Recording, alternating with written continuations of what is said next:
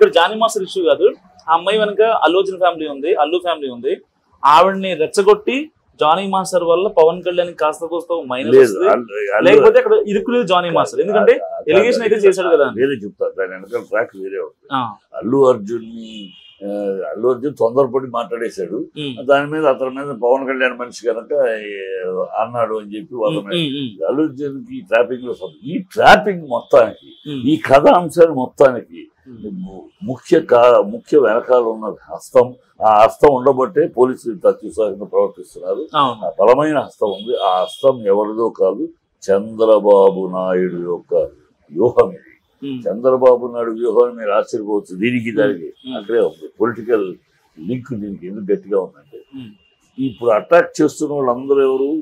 Johnny master, Pawan Kalyan ముఖ్యుడు, Trivikram next list లో ఉన్నాడు, పవన్ కళ్యాణ్ నెక్స్ట్ హరీష్ శంకర్ లైన్ లో ఉన్నాడు, అతను ట్రాప్ చేస్తున్నాడు. అదే వీళ్ళంతే పవన్ కళ్యాణ్ మనుషులందరినీ, సినిమా ఫీల్డ్ లో కనెక్షన్ ఉన్న వాళ్ళు, నెక్స్ట్ రాజకీయాల్లో ఉన్న వాళ్ళు, వీళ్ళందరినీ ఇలాంటి వ్యక్తులు, వీళ్ళు క్యారెక్టర్లెస్ ఫెలోస్, వీళ్ళందరినీ వేసుకుని పవన్ కళ్యాణ్ ఉంటున్నాడు. పవన్ కళ్యాణ్ కూడా అలాంటి వాడే, పెళ్లి చేసుకుని అమ్మాయికి విడాకులు ఇవ్వకుండా ఇంకో అమ్మాయి కొడుకు చేశాడు.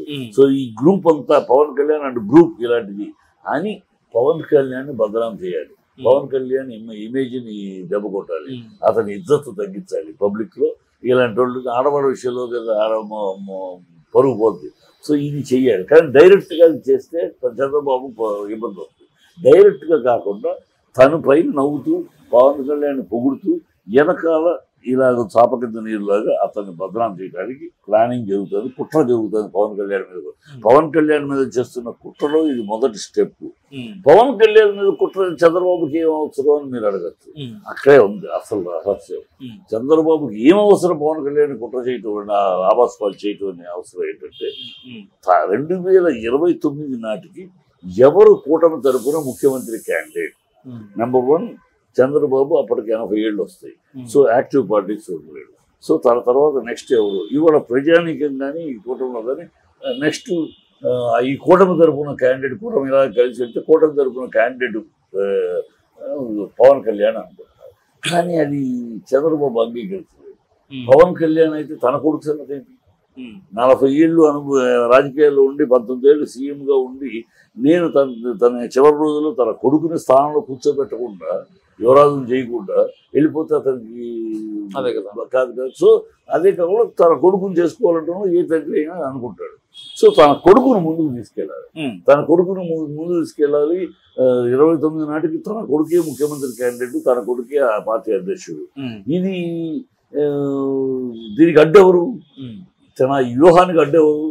పవన్ కళ్యాణ్.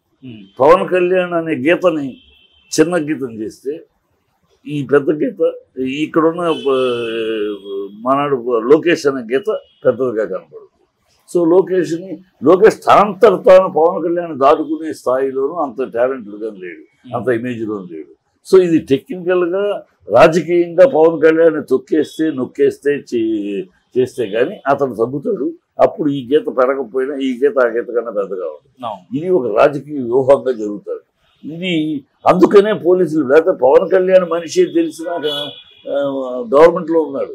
పోలీసులు జనరల్గా అధికారంలో ఉన్న పార్టీకి వ్యతిరేక తొందరపడదు, ఆలోచన.